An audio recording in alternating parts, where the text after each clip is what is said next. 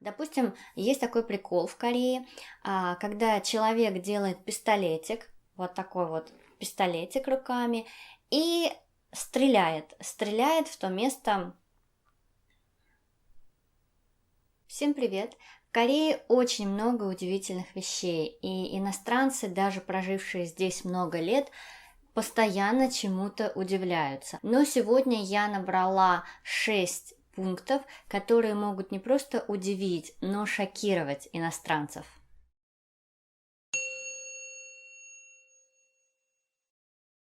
И первый пункт. При походе с корейцами в ресторан не удивляйтесь, если они залезут своими палочками либо своей ложкой в ваше блюдо.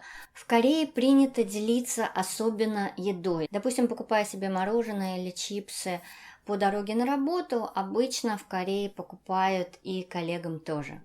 Очень часто в Корее кушают из одной тарелки, то есть если вы придете в традиционный корейский ресторан, то, скорее всего, вам дадут одно блюдо, и весь стол может есть из этой тарелки. А в ресторане европейской еды, даже если корейцы заказывают отдельные блюда, допустим, как спагетти, бургер, все равно чаще всего им приносят для каждого отдельные тарелочки, потому что обычно корейцы едят не каждое свое блюдо, а выставляют все блюда в середину и делятся, либо друг у друга пробуют, и это нормально. Также нормально, если вам, допустим, дадут что-то попробовать своей ложкой или своими палочками. Но при всем при этом из одной бутылки не пьют. Так что если кореец покупает себе воду, а другой хочет пить, то пьют, конечно, но при этом не прикасаясь губами к горлышку. Также по поводу культуры делиться, в саунах есть расчески, общественные расчески, которыми может пользоваться каждый.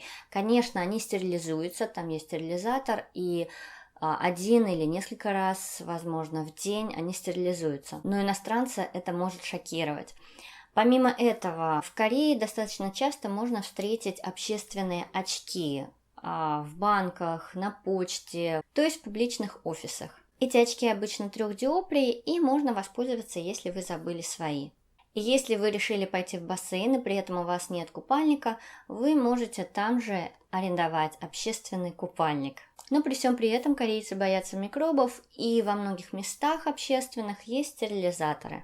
То есть это могут быть гелевые стерилизаторы, это могут быть автоматы. Также в туалетах могут быть стерилизаторы для того, чтобы протирать сидушку. И так далее. Следующий пункт – это экзотическая еда. Это либо личинки шелкопряда, привезенные сюда с Китая во времена голода, либо ферментированные какие-то блюда, которые очень сильно пахнут, ферментированный скат, который пахнет отходами, суп из свежеферментированной сои, который тоже пахнет очень неприятно, и множество морепродуктов, которые обычно едятся либо сырыми, либо даже живыми. Допустим, как пенисфиш или морской червь, либо осьминоги. Молодые осьминоги, которых иногда едят живьем, либо щупальца молодых осьминогов, которые очень долго еще двигаются у вас в тарелке. Но об этих корейских экзотических блюдах я делала отдельное видео. Ссылка будет здесь. Следующее, что может шокировать в Корее, это отношения между мужчинами и парнями.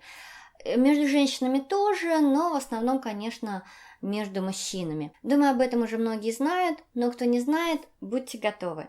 В Корее нормально, когда парни держатся за руку.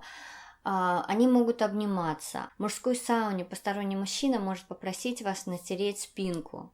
Здесь это не считается гомосексуализмом, пока. Причем в Сеуле и в регионе вокруг Сеула это уже отходит, но в других провинциях это вполне нормально, можно встретить. Мужчин, которые держатся за руку, мужчин, которые обнимаются, и могут даже парни могут друг друга целовать в щеку. То есть мой студент, который нормальный гетеросексуал, он фотографировался со своими друзьями, они его целовали в щеки. И когда-то и в Советском Союзе, когда люди еще не знали о существовании геев, было нормально обниматься, целоваться, если посмотреть старые фильмы, военные фильмы, да, взять того же самого Брежнева. То есть мужчина мог поцеловать своего друга в губы без намека на гомосексуальность. И с женщинами в Корее то же самое. То есть не удивляйтесь, если кто-то вас возьмет за руку, обычно старший по возрасту, другая женщина, либо мужчина мужчину. То есть здесь это нормально. Но, как я уже говорила, в Сеуле это происходит все реже и реже, и в основном более старшее поколение, которое считает, что геев в Корее нет. Следующий пункт – это отношение к сквознякам. Вообще нужно узнать, есть ли в Корее вообще слово «сквозняк». Потому что, как нас учили, что с мокрой головой на улицу выходить нельзя, а вспотевшим нельзя тоже выходить, или либо сидеть на сквозняке, либо у вентилятора. В Корее это все не работает. В Корее спокойно можно войти с улицы после жары мокрым и при этом сесть у кондиционера. Либо зимой с мокрыми волосами корейцы после душа выходят тоже на улицу и не простывают. Если придете в любую сауну в Корее, то везде увидите большое количество вентиляторов для сушки волос. Ну и вообще здесь любят все холодное. То есть летом в помещениях обычно очень холодно, потому что кондиционеры сильно включены. А из-за большой разницы в температуре наши очень часто первое время простывают.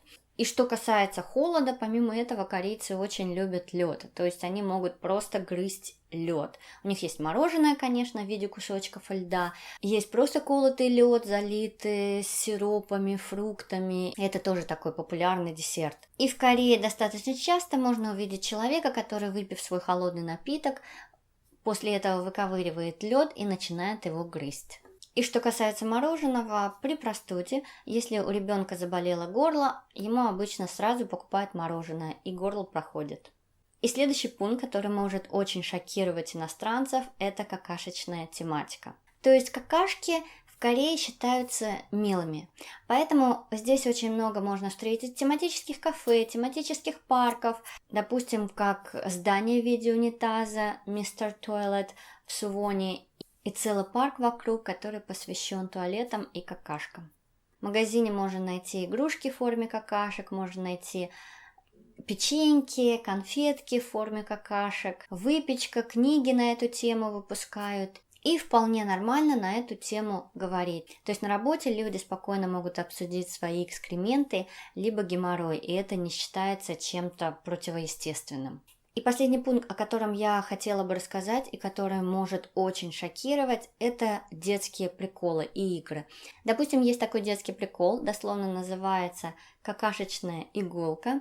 То есть ребенок делает пистолетик руками вот так и стреляет другому ребенку в мягкое место. Говорят, это очень больно и неприятно. Некоторые взрослые иногда тоже могут так по-детски прикольнуться. Допустим, мне рассказывали ситуацию, когда на каком-то заводе русскоговорящий мужчина наклонился, и кореец сделал ему пистолетик. Да, за что схлопотал в глаз. То есть наши этого не понимают, так что да, и иногда иностранные учителя, которые работают с маленькими детьми, рассказывали, что вот были тоже такие ситуации, и они были просто в шоке. И также есть школьная игра. Ребята делятся на две команды. Один ребенок встает к стенке, и другие дети строят паровозик, засовывая свои головы промеж ног. А ребята из другой команды должны запрыгнуть как можно дальше. И если паровозик этот сломается, то прыгающая команда выиграла раунд. На этом все. Наверняка есть еще какие-то вещи, которые могут шокировать иностранцев, но это вот то, что мне сейчас пришло в голову. Если у вас есть свои варианты, то оставляйте в комментариях под этим видео. Все дополнительные ссылки по теме этого видео я оставлю в аннотациях, в подсказках и в описании под видео. На этом все. Пока-пока.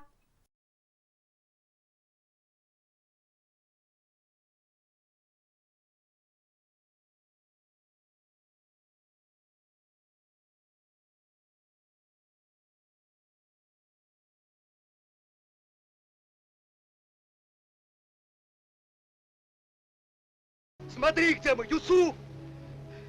Берлин наш, Юсуф!